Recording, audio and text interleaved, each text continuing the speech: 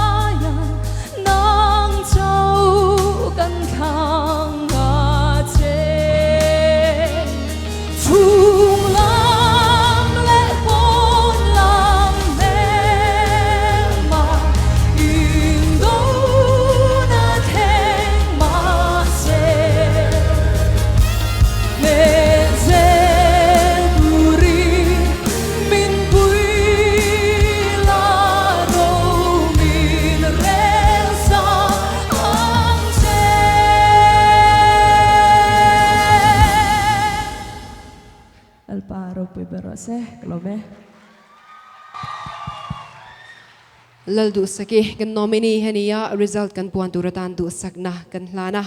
moi ta kaminoya wangin lom thu kan soi ngal bok kani thu soi kan ngai thavele thunganga thu soi turin kan sports minister zom tak pu Robert Romoy roite Lelte awardee sang ni sompanga ilo somangu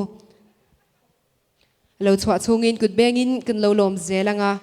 chuan hemi zuwa hian malzai kan ngai tha anga award kan sem chun zom le don ani Lelte Awards Organizing Committee Chairman le Chief Organizer te zanina helai muna local com le ral khata tanga TV a min lo thlir tu zong zong te masain hun thak ani wangin lom thu ka soya zanina hian thu soina hun function nin ka hrelowa ma se thu soya min sun som ve ta ka chuan kam ni khat lek kan tirianga pakhat na kan soidu chu hei Mizoram sarkar thar apiang lim chawa thalai te ma son na tur kong tam tak ngai tua kan tum ve hei ke po amingin thalai lam enkol thalai lam department enkol tu te kan ni ve a heng kan sarkar anga kan mo phur chona hian music le zai lam hi kan ngai poi mo don ani ti zania hen ka soidu a ka ngai tua ve neu thina hey games le sports lama te chuan thalai te engani tan thawania til tam tak ti nia stadium te hall te man to tak takin mun tam taka sak zo to nin kan mang tangkai em hloma tu mek lai chuan sports le games sang thawa kan war music a hian a jam room temo zai zirna mun temo musical instruments surkharina handa sa zai thiam le musician tena an mani lei boi ngai lowa an vazir ve meina turang chi pakhat ma surkar anga kan lasiam mi lo hidik loving ka ria an surkar le kan department hian ti lotlin kan tumani ti kan soidun ni ten panina chuan zan ina lelte soi moi na hlutak dong tu zong zong te kalom pui chuwa du sakna ka hlan du chuwa hei lelte hi hlukop maya kum voi som ni pariat kum khata voi khat kum som ni pariat ti na ni chu choi moi na a phutin he na an han lo hlan thei hi an mani poi choi moi le tlak nin ka ria a lelte chung kwa zong zong te zani la hian a minga a watch lo dong ve to kan yang poin kan choi moi le turan ni ang ti hi kan soidu a chuan zani la adong le tur tam tak la pon lo te pon oma chung te po chu du sakna ka hlanin lelte ina choi moi chanang nge ya ma ni line na phur le zwal nan te tan la le zwal nan heng choi moi te hi mang thewila ti kha kan in som na ni sela tin ram ri pe la lelte che hi ka ngai sang ve hrim then khat chuan ma ni district chung chawa te nan thoka state khat chung chawa engani activities le heng ti te po hi pol tam tak kan oma pusi din thanga hale ho te chuan hei tun tuma po hian yangun thalai lam thalai hroi tu te po kan ko thalong longa tin ranga matri lampang Bangladesh lamatang te poin le state sang atangin zanina kan kal khoma zanin function ringot po hian zo fa te na satakin min thui kho min sui khoma hetiang zel hian kal chhozela tang sau turin lelte du sakna ka hlana lelte dam reng ro se kolome Minister zaom tak chuanom le tholok tak mai kan nei hi kan lome me ma pathian le kan ramtana rongin bolzel na tura du sakna kan hlana che le program angin kan kal zelanga zai kan ngai thale anga in mersiati na shan pa mo lova kut bengin ring takin kan lo lom donya zira varte kan some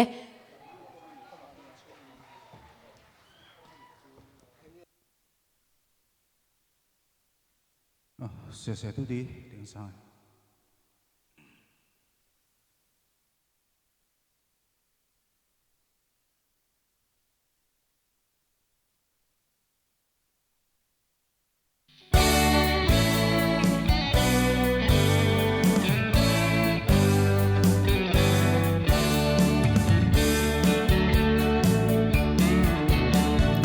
limin nan leng siêu siêu về dân lên rual du giống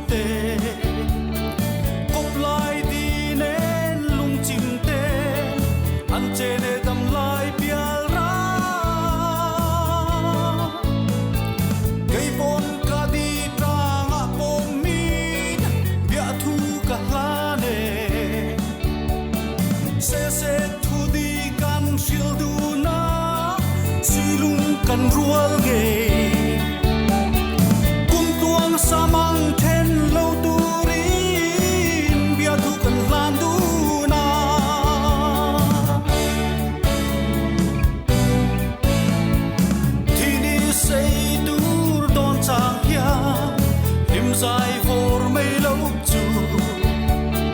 vinh nun đam chung tôi tê ăn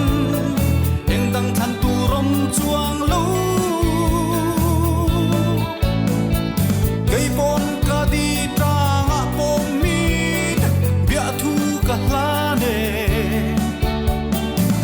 se thu đi can sil du na suy lung can rual ngei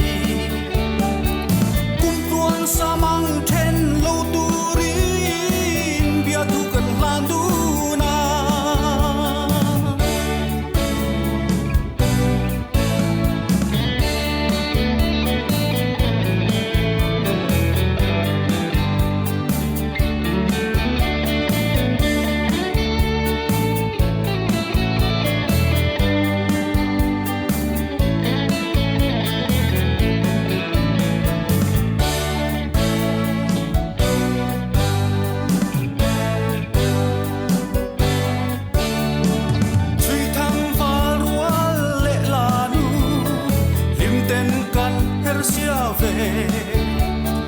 zo khóc quy lại tual môi kan che để đâm lại pial ra cây bon ca đi tra ngã bom mi bia thu cả la nè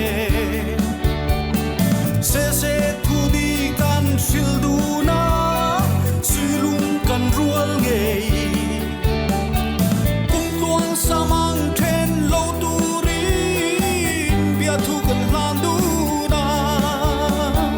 kum tuang sa mang ten lo turin bia thu kan lan du na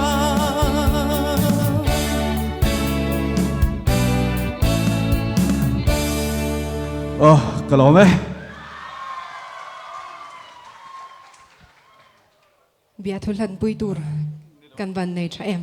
kan lo me le award sim zan ani boka kan sim le mol molanga tuna hian band of the year kan sim vele anga puzo sang liana YZTP founder lamkha min sem sakturin lawin ring sela thange kan nominees te clear ho te ang band of the year 28 Lelte award sang ni som pakwa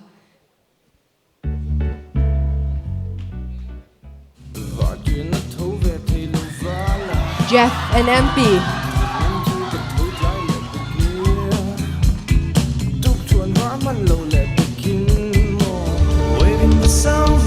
Reverse Tragedy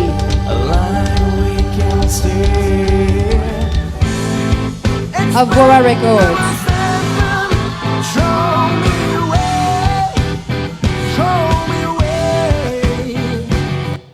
nominees te antra le mai atraber kan ngai thadon ani khongai takin puzo sang liana YZTP founder ron kal sela chuan kan result keng tu te ron chhuak le ngal momo mai sela kan hunakal deu hlek to a semtur kan langa sia kan ti deu zungzunga nga hemizola ma hian songwriter of the year kan semanga chumizo chuan entertainer of the year kan sem vele don ani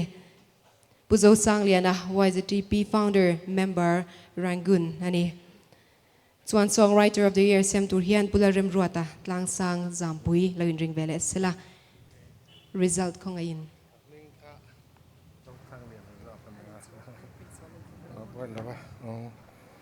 Best of the year. Tungan kita. Oh.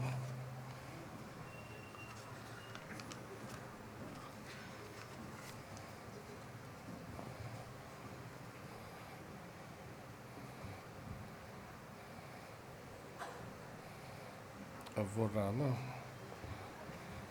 Ole, Komin Mizoram Music Award. Lelte Award sang ni le sompakwa. Best of the year sang ni sompakwa tu. Avora record ane. Avora records te kan lompui tak zit zit cheu puzo thang lianan noman nan sakdon ani helama hian anon kala antan kutlo bengila thong kha nei zel thei ani ani hian lotin na an chang nem khop maya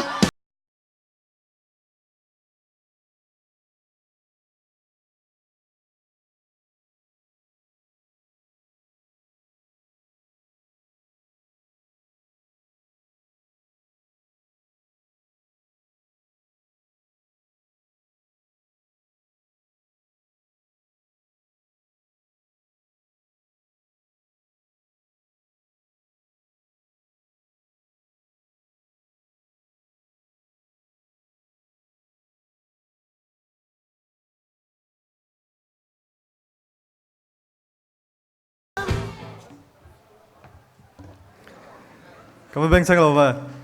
Mau cảm ơn là lụt trên các thể về thôi à. Mau cảm ơn thì các bạn bánh sang rồi cái gì à. Amma saberin kan nomini puite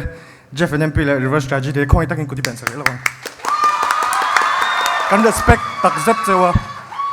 Chuanin ka soi du chu amma saberin lom thu pathian bula ka soi du a telo chon engma kan ni lawa. Zaina kan mal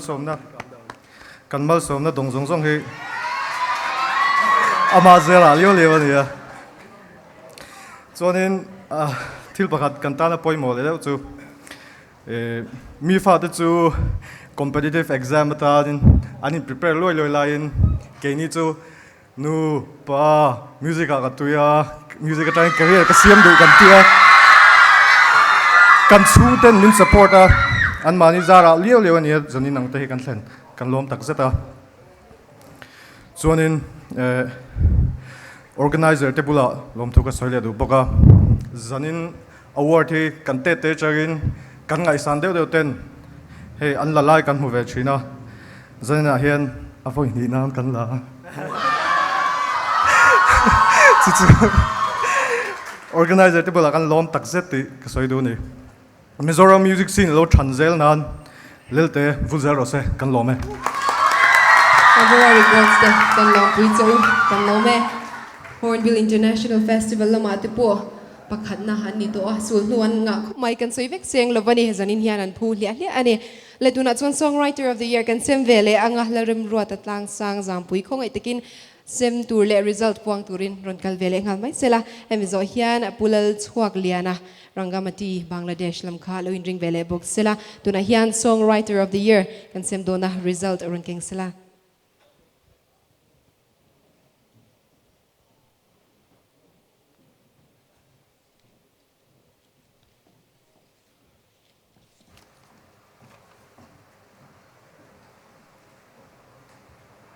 không ai in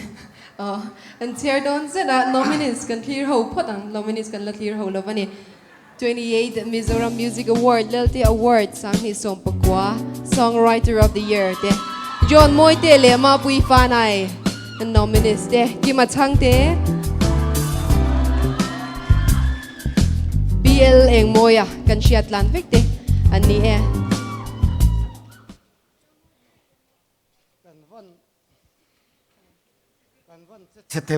check vele le Mizoram Music Award voice ni pariat na Lelte Award sang ni som pakwa Songwriter of the Year kapuang thuai do no kim ma chang te award dong turin kan som nga le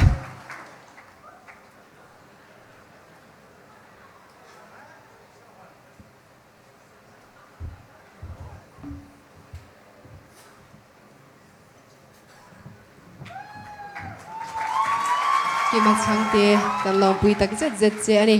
min hlan sak tu hi pularem ruata ani pularem ruata kan lo me Ole ai Lelte Award sani som pakua Songwriter of the Year lo man hi kaphu lawa ma sela ngong tura min khanta che chuan pathian hena ama sain lom tu ka sei duwa tin ka chung le khat te le min support tu te song song alom tu ka sei boka chuan Lelte organizing committee award committee chunga lom tu ka sei tak me boke kalome ki ma chang te kan lo me lom thu po soi toi thiam ani kan lo me result kan ngak lelu tu kan nominees te kan mai rum ma chu wang chang kan mai to lowang entertainer of the year kan nominees te kan clear zom ve le ngalanga pulal chuak le na kan som donia khongai takin tuna hian entertainer of the year nominees te lo clear hawang u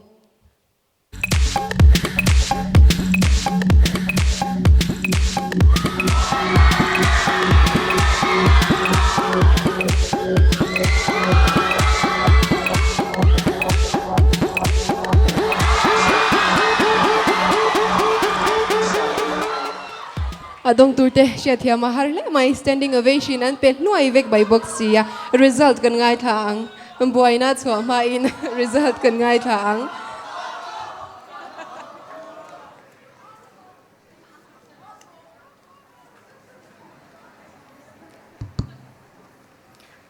28th Mizoram Music Award, Lelte Award 2019. Entertainer of the Year 2019, Mizo Dance Camp. Mizo dance camp te kan lom pui chu khongai lo man la turin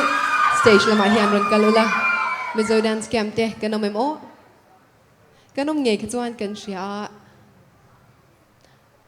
anom o backstage lama khan e o he lama hian ron chu thlain ke sia la kan in ring lo deu ngen lo thru nung lu tu kan in thashung lu tu ma sela zanina hian ne na an changani kan lom kan chuang tak zet zeta Mizo te talent kan nei tha em ema zai mai pia lama lam thlengin talent kan nei tha chu kan talent pho chuak tu te ania standard ron ti sang tu te ron race tu te ani zarina hian kan chuang em ani MDC te tan ku ti beng le te ang Mizo dance camp member zong te kan lom pui cheu ani entertainer diktak inia entertainer of the year Loman hindong ani menhan saktu hi pulal chuak liana Rangamati Bangladesh ni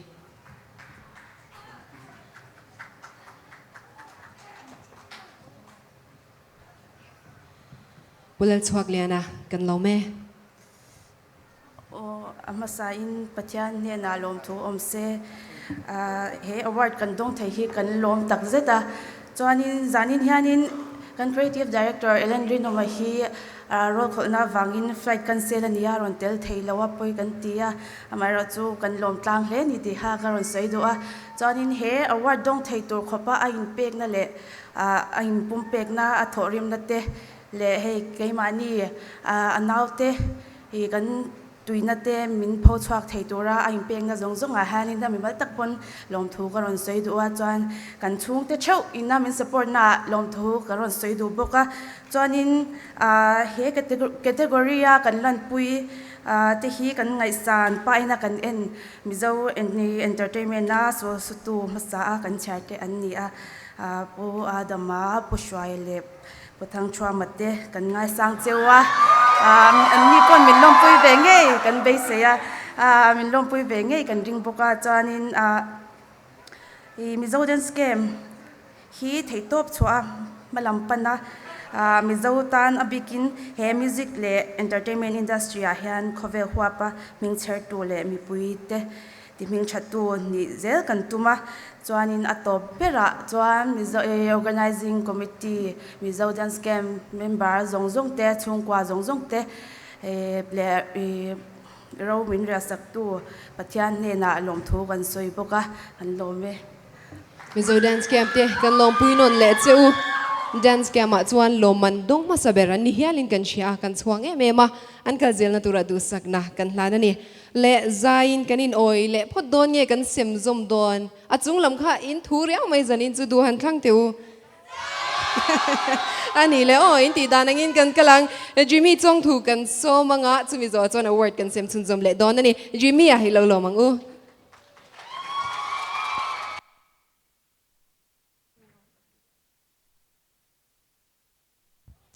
Oleh, kalaron sakturhi famlal lian moya, lungsim takapua, lungrun takapua, kay mau vangin tini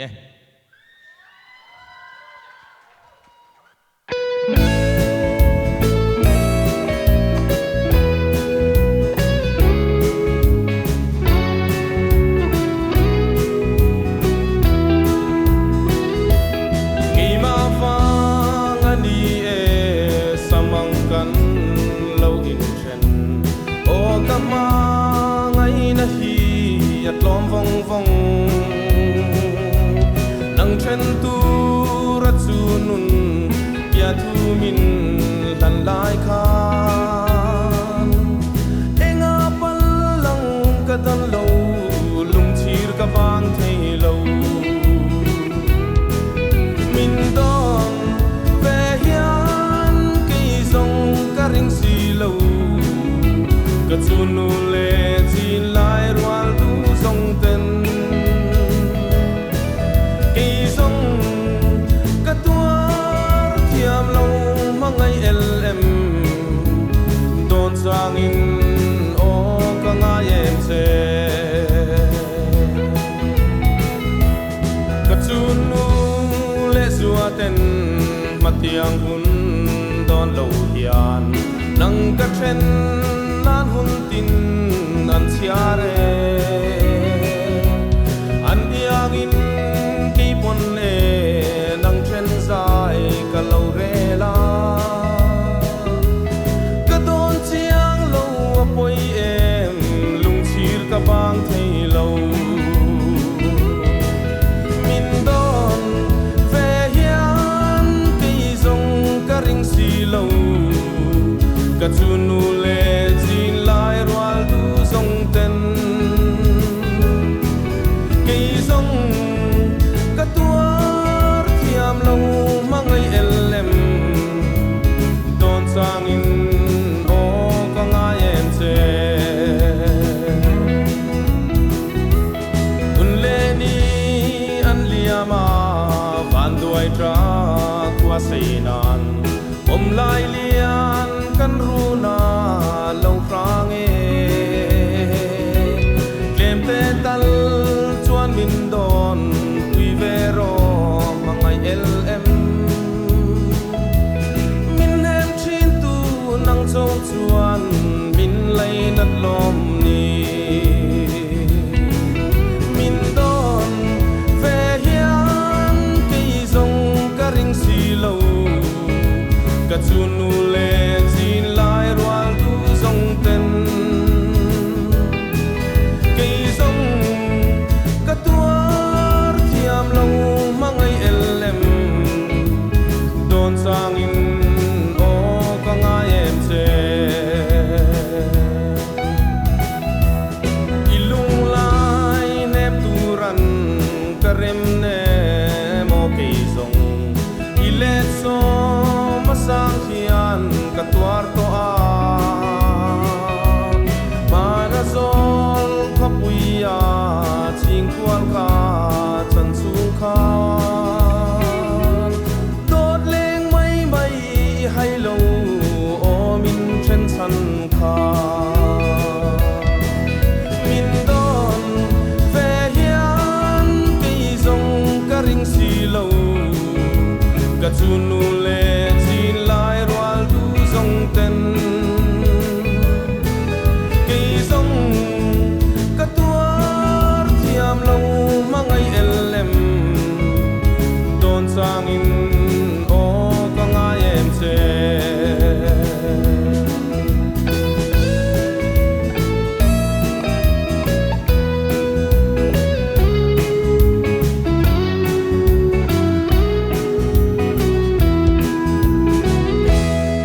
hello me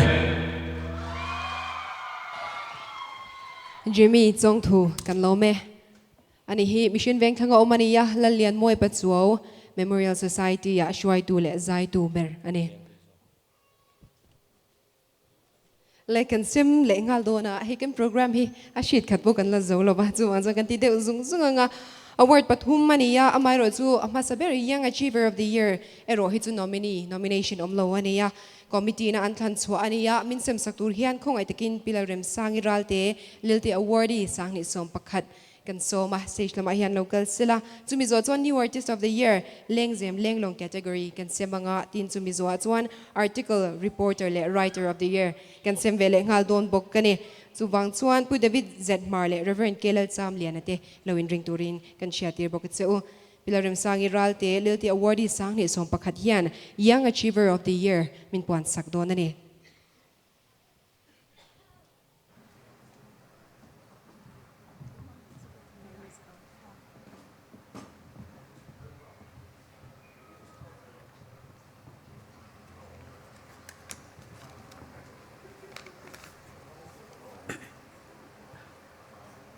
'28 Mizoram Music Award, Lelte Award 2019, Young Achiever of the Year 2019 to Amingbula J Ania,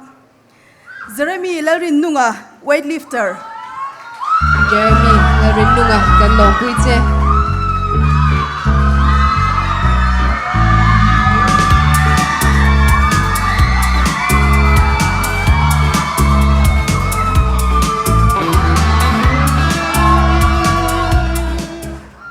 Jeremy Larinunga ani hirit soi lama thang chwa tu kha ania Mizoram tan India ram tan apoi mo em a hlotlin na hi kan chuang em a chumang jon zanina hian Young Achiever of the Year award kan hlan ani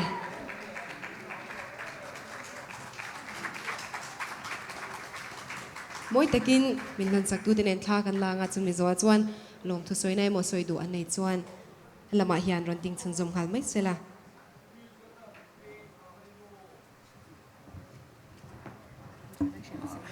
Oh, am sain ke hi Jeremy le rin nunga nu kania. Tua zanina lelte ina awat ro pui tak mai ian bo sai hi ama nge in dong thei seng I aro pui le zual don le in ka sia ama ro chu tu na hian ama hi China lama Olympic qualification round khelin anom meka ama po hian min lo thlir ve thein ka ringa alom ve le in ka ringa chuan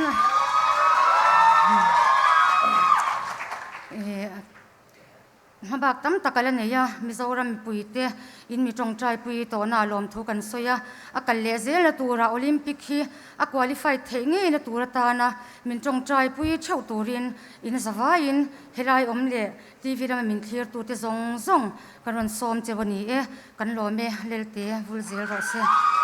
Jeremy nute kan lo me Jeremy po du sagna sangber kan hlana kan ramtan thang ron swale ngei turin kan du sak ani le tu na hian new artist of the year lengzem lenglong kan sem velenga result puanga loman hlan turin David Zedmar president MZE kan some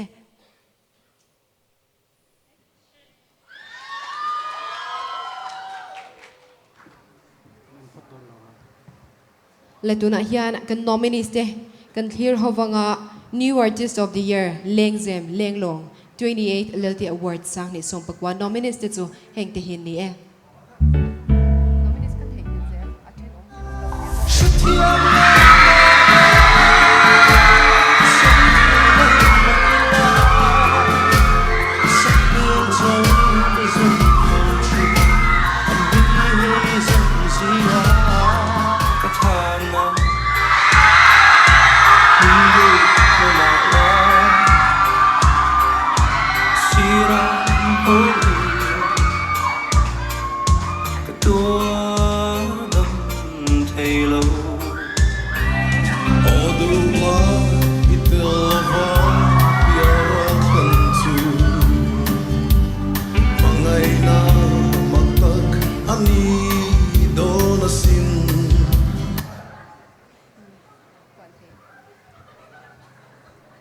Kala shabi alonia.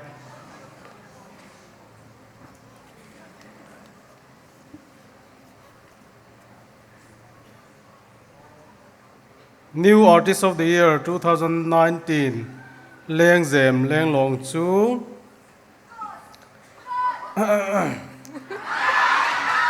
Oh Karin Lo Day make a mail shed em mai Pussy Lalza Ngoba Ani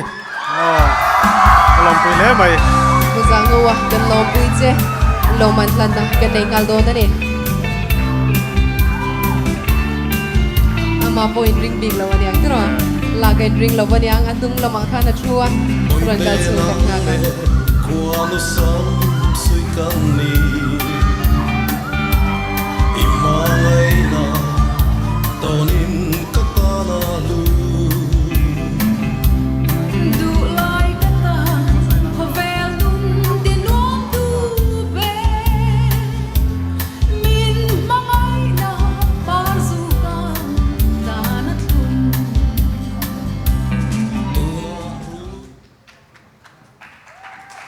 azai pui nge mai la len kholi pau tu mani digan lau shelo palani khongai handing dun sela alan tu den kan tha han la vele shim shim sela azai thiam lu tuk mai kan lo ko lo watin ni kan thiam lo bani e in lot lin na kan lom pui tak me me chewa in zai thiam kan tia in kal zel na tura po du sagna Lelte award it chuan kan hlan chewa ne pu David Zedmar kan lo me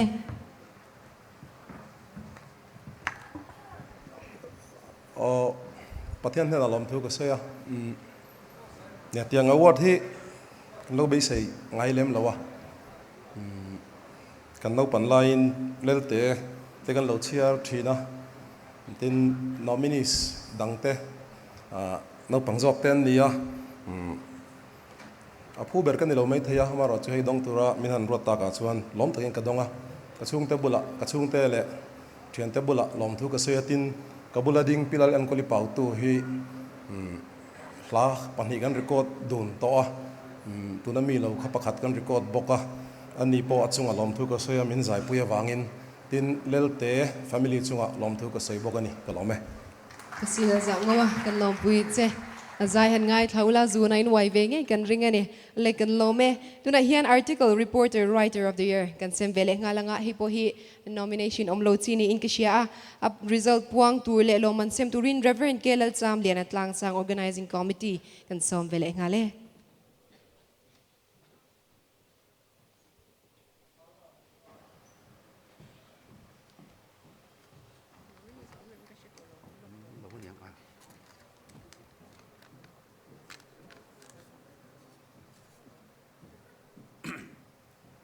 Uh, 2019 Mizoram Music Award Lelte Award Article Reporter Writer of the Year so City Lalrin Oma nie City Lalrin Oma kan lom pui che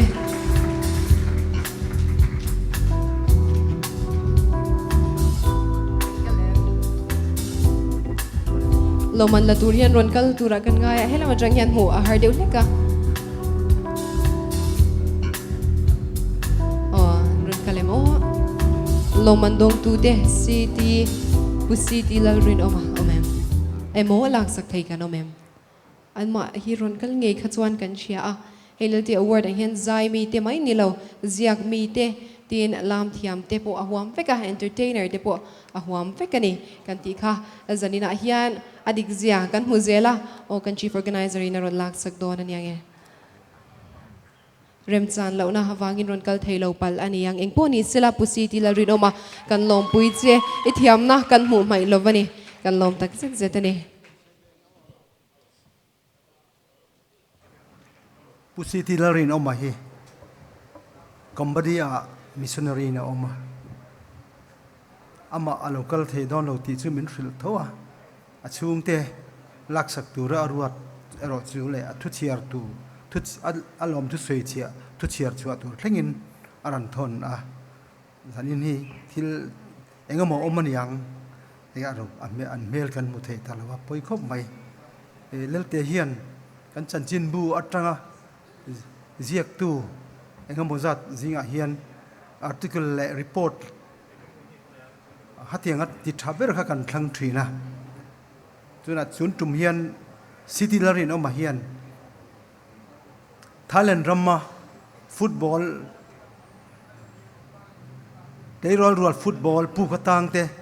an chan chua dan chanchin ngai no tak mai aran ziaka khami wang khan endik tu ten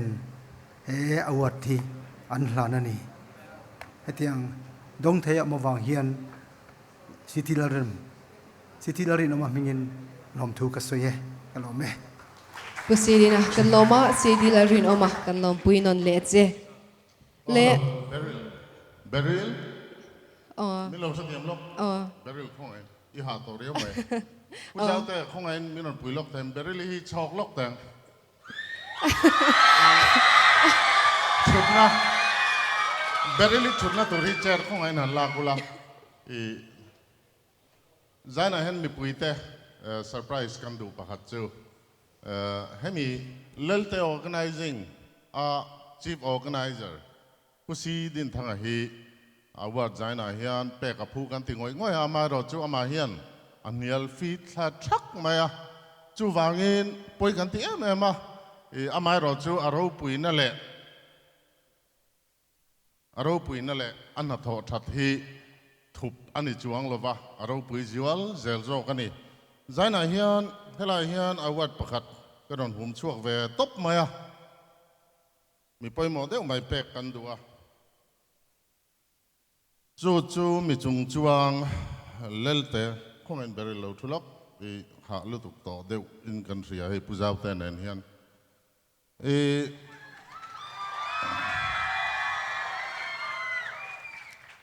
mi chung chuang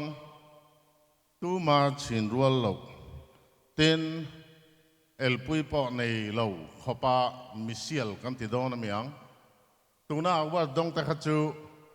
mitam tak an category a khan kan sorzim to pathuma chuta pakhat mai ro chu tuna award kan pek tur hi el pui po nei lo khopin tuna hian mizoram tan thalai thang thar le kan ram tan na ro pui tak athok thina chu chu vulmoi award nikum khan alo dong to a kumina hian iconic jockey of the year dong boka ten program presenting a host kantia hian union minister india ram program ate governors program ate chief minister te chapchar ku te coffee night thangin zai tak le ne takin zanin thang hian a host ani chu chu Lelte award voice omni pariat na hian kan pedua a peturin khongai takin vanlal sailo a memo vanlal sailo a kan tina po hi khongai nong culture rong culturing kalo soinga vanlal sailo a hi Mizoram music world le zailama transformation revolution ro pui tak ron thlen tu ania an na tho hi an profession ve hian an efficient lane kan ria khongai in barely loading sala pujaute han chong le sailo ne na khan he award he Lelte 28 2019 in phu kan tingoi ngoi ja kan chuang ja kan hlan ve che ni kan lo me sailo wa kan lo me barrel kan lo me Hello, joking. Kanin prank dona mo katim hanalom tun lai chu prank. Atam lu tuka hero atak takania. Program host laglo lai henia kain ring lo hle maya lom thu ka soi don nge zai ka som don po ka she thiam lo wa mara chu nakina ka soi chuanin ka boy ve kang ti ka lawa chu wang chon toi te in kan soi nga heng te hi ka theina le ka thiam na wang ani lawa min khongai tu mal min som tu pathian wang leo leo ani a trong trai na in bang lovin ka nu le pa ka u le naw ka chung ten min tran pui thina ka mo pianga min pui thina an mani wang ani ti ka soi lo thei lova tin platform min siam sak tu zanin a hian kan jinga telem ka shelova puma puya FTH comedian search founder hania ani wang leo leo ani ka ti lo thei lova chu wang chuan ka bul tran na ka thei ngil ngai lova tin chu ba ka chuan comedian search ka ron in lan azan khatna ka phu lova min faka atak taki moti tura thuziak kur tu amai miten ama athuziak chher du tena mi sing tam takina unfollow ani box si a chungte chuan athuziak te han ngai lua puma fa haunar wang ani ka tilo thei lova ani khan ka chanchina ziak tha ema chuwang chon zanin hian ka thei hil lova puma puyele puma fa te LPS chung kwa te chunga lom thu ka soi tak zet zet ani tin Lelte award committee te in chunga kaloma heng hi ka be selova zanin a hian kan ramtan azofa te tan ti in karon ding chwa kania phulo choi moina kaduna wain kalom ema hosta min som du tu te min ringa min som tu te zong zong chunga khan thinlung takin lom thu ka soya kalom na chulal pa dana ani kalome le zai kan som chunzom le ngalanga tuna hian Mizoram kan shelar lo ani po in ramdanga namdang chuanan she ema international thengin zain nakal china Clara Khoshing ania khongai takin war takin kutbeng in lo lo mila Clara Khoshing zai minoi torin kan some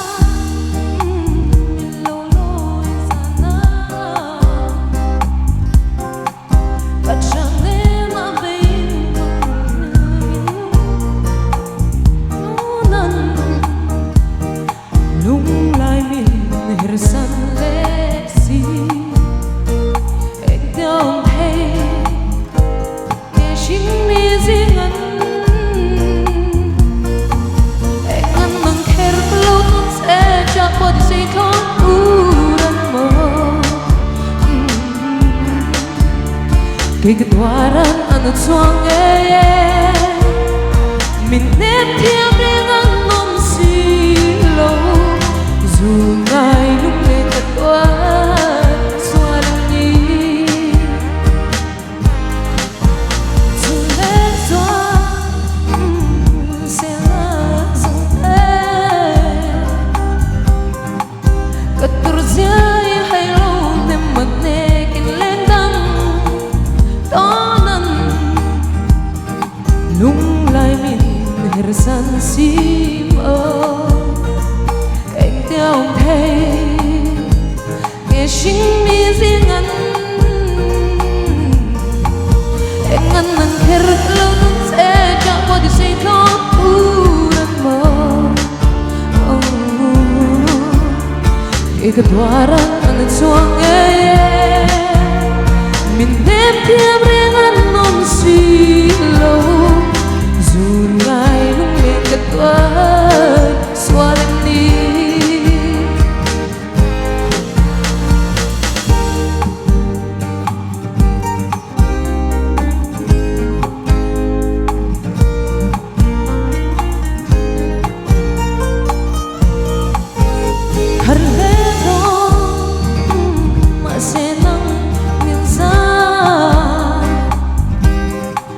re là chú don si mô thế chẳng ni sẽ lâu lệ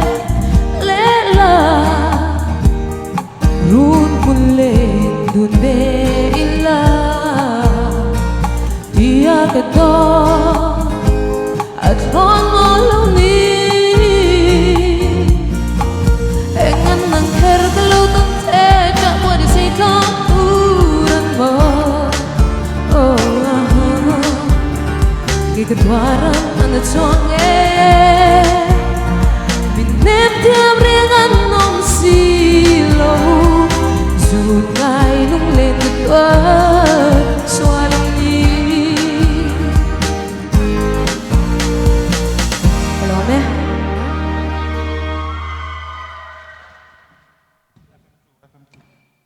hello checking Clara Colshing zai thiam le mai kan lo me le tuna chuan tha soi kan ngai tha ve le thu nga hebe zo hian zai bol zai kan ngai tha anga chumi zo chuan mizo dance camp te lam turin kan som do na ni thu soi turin kan khwal tha te zinga mi kan minister zo om tak Dr. Arlal thang liana kan soma tin zanina hiana fapa Arlal chan himan nani hiron troyom boka an pani chunga hian lom thu kan soi tak zet zet ani thu soi turin Dr. Arlal thang liana kan some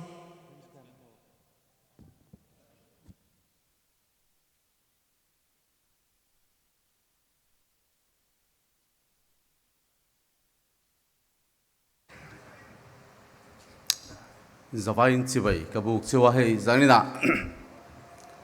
thilpani khatlek ka soyanga pakhatna chuan pudina hi ka thian pa ania athil ti hana dai rei kati kumsanga jakwa somre le pali tanga cholmop lova lelte wat abo sai sakhi alomom katia mitam takti theilo titu wena hian kan ya ichoi moila kutbengang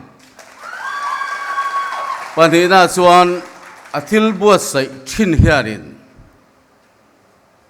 thil tam tak a huamani tit zana kan han mu china polanga zai lam ringot anilova literature lapwa lamte ziak lamate ten infiam na lamate le akong sang a huam zau hle maya chu chu wende hian hetiang tak we ngai to ra zau tak lelte ina kan han nei hi mizoram tan mizo fa de tan awa nei thak kati a alomom kati panina chuan hei kini point political party kan ni na nga ka ngai poimo em kan ngai poimo em pakhat chu zo fa te mun sang sanga khovel mun sang sanga omte tunai na sale zora impo a thil ti khom tam hi tul kan ti a vene hian lelte kal tlanga bul tan na te po ning ka ria kan han hui ro pui ka ti a hun rem changa hun a local zelanga zo fa te international level a kan in hu khom na hun hi rem chang sarkarang puin ka siam thuai ka be se ni panina chuan voin de hian music ti taila sport ti taila zo fa de kan doi bi klo ni ti chiang khop tamaya amaro chu tu nai na sa jok kan thlen thele tur ta na ro chuan ti tur tam tak kan nei ta ni nimin pia tang khang ka ngai to na lo lut pakhat chu music college kan nei mia lo ta po hi a fel ta lo ni ti hi ka soi duwa chuwang chuan tu nang ringot lo dewa voi de hian kan kal apoi mo doning ka ria tin tlem lai deuh khan kan biala te taila international hockey player kan lo nei ring maya chuta mi chu Mizoram a khote berde jinga mi di karinga in somthume mo chau omna khwa south lungleng khwa na thial chak molian puilok khwa omani bullok omani a thleng sang ka ti khop maya kalom kan soidu chu mizo te hi khovela langsar le zuala voin hian in pho chuak te kan ni ti heng kan thil ti kong sang sang zani na kan lan tir tang po hian alangin ka hia amaro chu kan ni dan tur ro chu alani lo ni ti ro chu ka soiduwa chu wang chuan music aniamo sport aniamo eng ti kong song po hian kan thiam na le pathianin talen min pe ka hi voin hian isor chuak le zualila eizon na tham tur hian kan rama hian human resource awmani ti hi ka puang non le duani chuwang chuan kan ngai poi mo em tur chu kan manifesto po kan da ataka kan santi tul kan ti em chu man power development department hi kan din apoi mo ka hia a chu chuan sport lamania mo music lamania mo in film na lam chau po ni lo kong sang sanga khovel kan pha ka khovel nena rual kan pol thei zel turatana voi de hian min cher chuak tu kan bu sai hi poi mo doni ka ria a chu chu voi de hen ka ril rual lian em ani chuwang chuan zani na kan thil ti hi helaya kut kan beng kan loma kan ti hian top lo sela ka done top per tan chuan ataka voi de hian kan human resource pathianina mirsinga ada ro pui berahi kan ram kan forest house saknate kan lui house saknate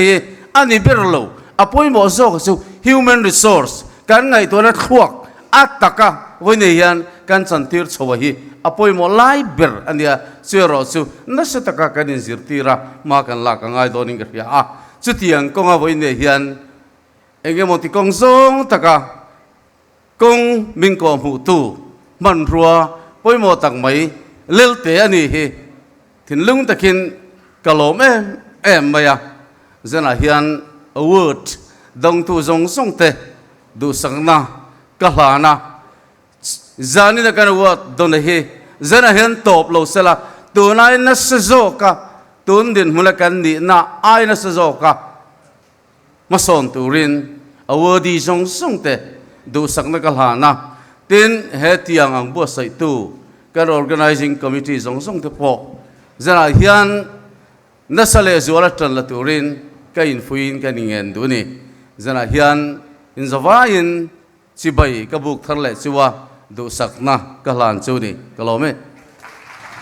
tu thatak le chornom tak kan ngai tha a ati hlotling tu ni po tum che wela tha ome kan minister zo om tak dr arlel thanglia ne le afapa arlel chan hi mate chunga lom thu kan soi tak zet zeta pathian le kan ram tan rong in bolzel na tura du sakna kan hlana cheu le tuna chuan zai pol kan ngai thavele thunganga chimpei various artists te ania khongai takin stage lama hian mi puiten lo lo mila chimpei various artists te hi aizo south 3 ya zai thiam intel khom te ania tin nulal rem sangi fa nai hi an advisor ni in tuna hian music video pakhat an nei to a wang khodai do ti la moi tak mai kha an ma ni nge sakhe ni ya chimphei various artist te zai turing kan som vele ngale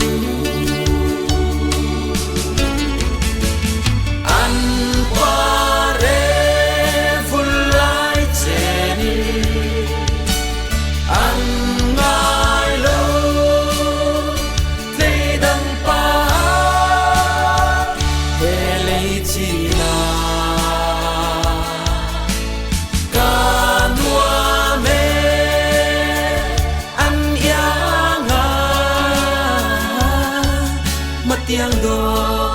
ngài lâu hoa om về ngài mô sinh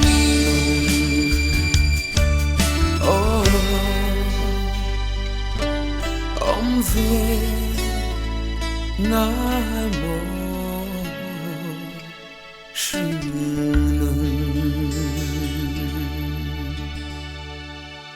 Chim pay various artists in vahan zai thiam vong vong tak em in zai ngai nom kan ti zai pol ro pui tak en ni kan lom tak zete le kan beng atlai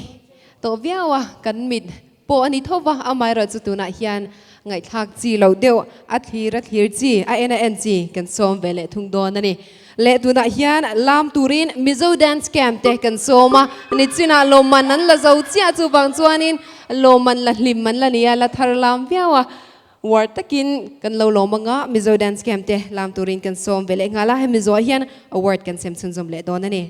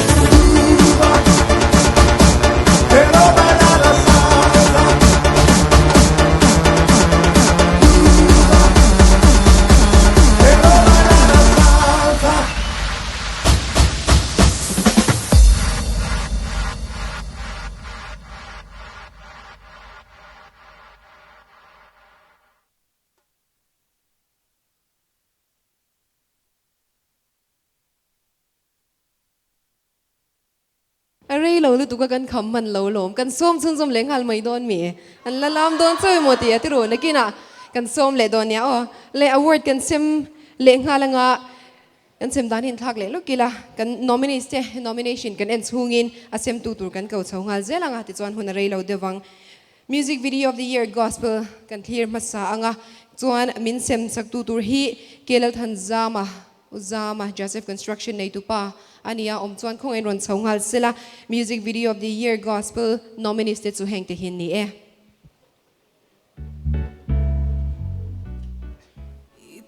muan na tak chu ka lo chani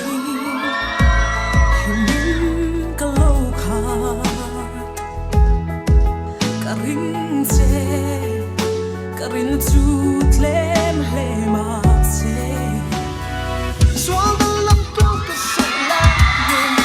na ta mai ka chen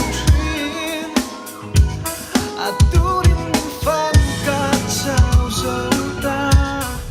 kan tak sa amoy kan hlen dan zong zong po kan sile fen zong te hia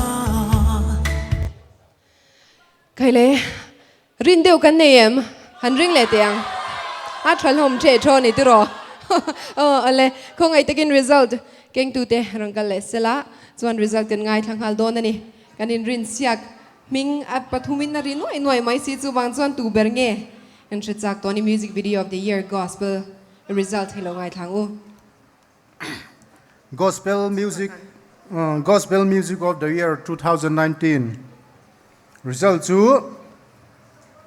kan puang don ani.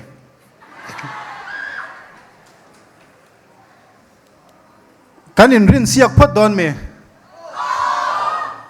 Tu nghe kan rin.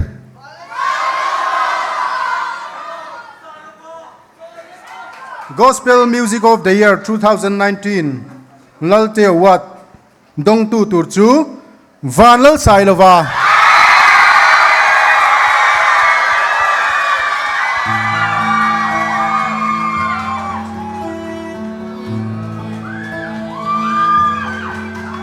abahan puem soi ngai na po kan shalo zo kani hinlung at hir zok thri ne ti mangi khan he na atsang ani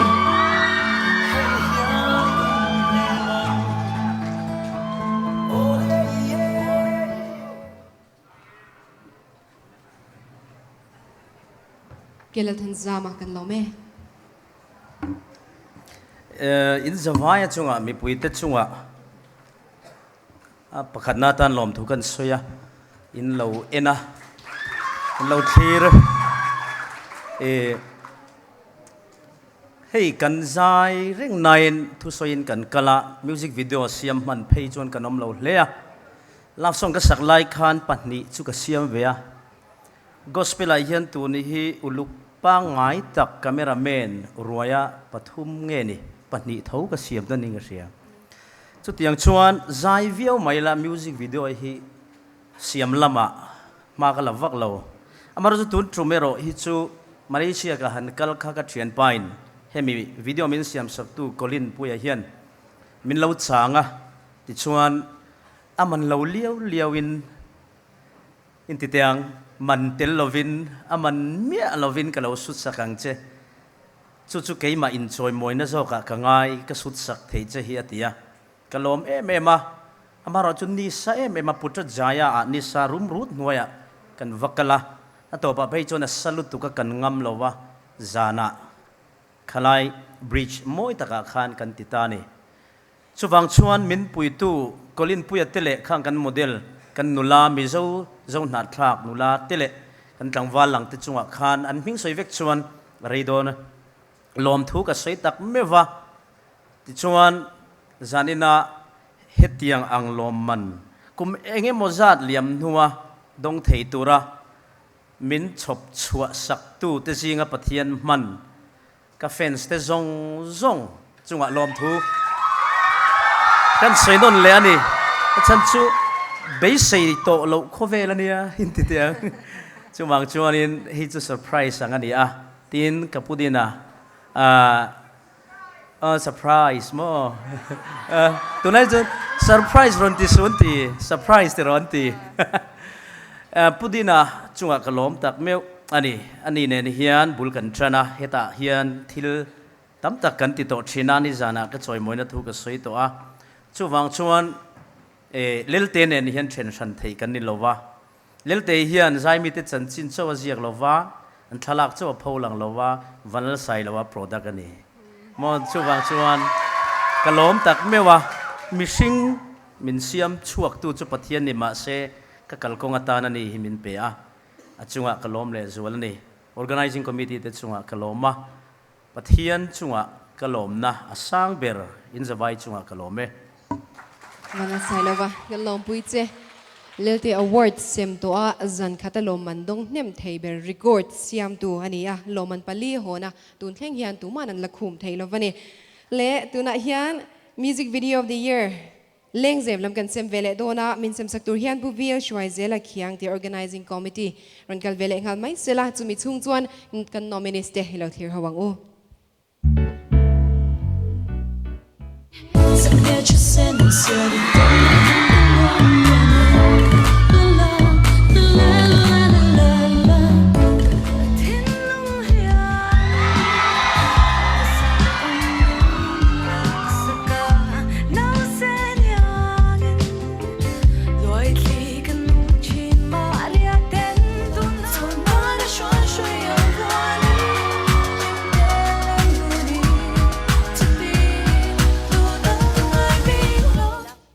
không anh kan result keng tu te ron kal sala anin rin siak tir tolo ma yang turo chiri du amai pushoi hian han puang hal sala music video of the year leng zem leng long result kan ngai thadon ani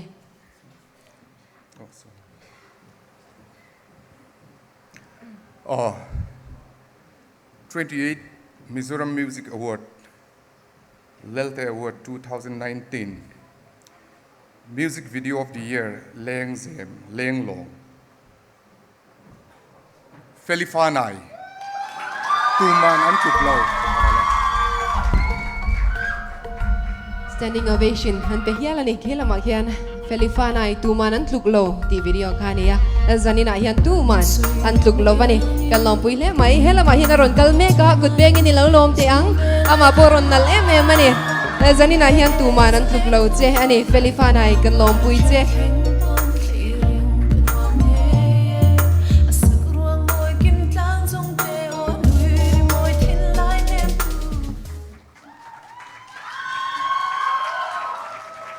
Ushuaia kan lo me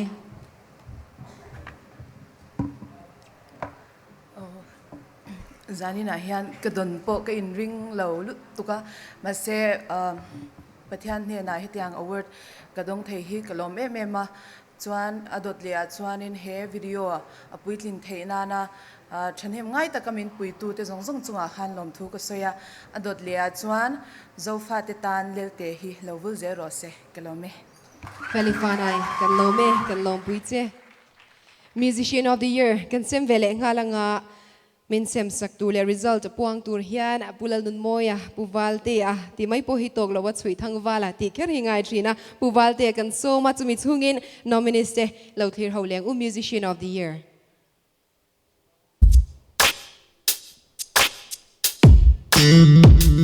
Lelte Silo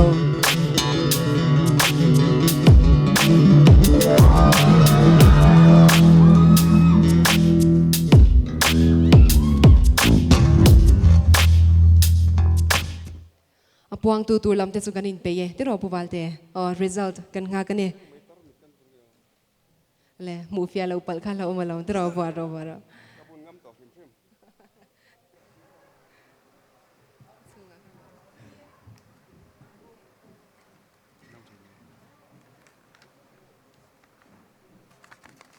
Omlo.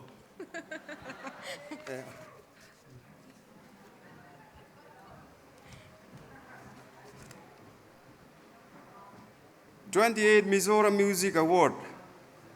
Lelte Award 2019, Musician of the Year 2019.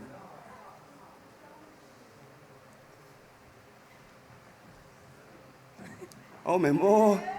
lo homan to mi mol.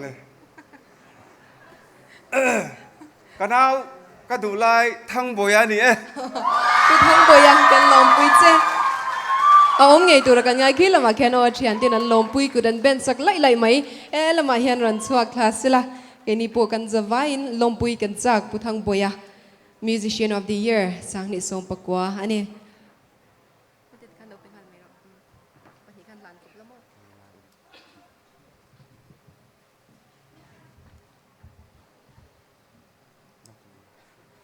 không anh cứ đi lâu bê ngang pu thang boya kan lom pui che 28 Lelte Award sang ni som pakwa Musician of the Year choi moina no pui dong tu ne na chang tu ani kan lom pui hle mai puwalte kan lome